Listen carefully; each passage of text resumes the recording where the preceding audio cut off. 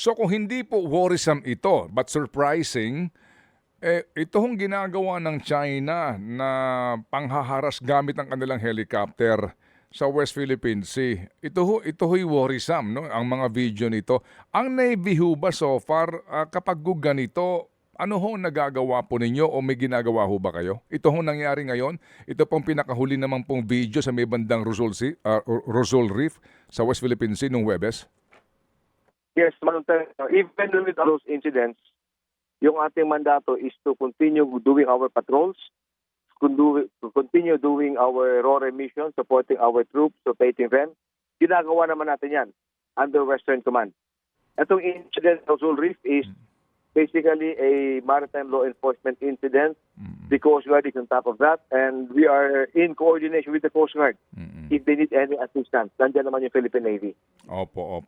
Pero ito ho talaga dito, ang kumbaga ang frontliner natin, Philippine Coast Guard. Yes, Philippine Coast Guard and yung ating BIFAR, Bureau of Fisheries and Aquatic Resources.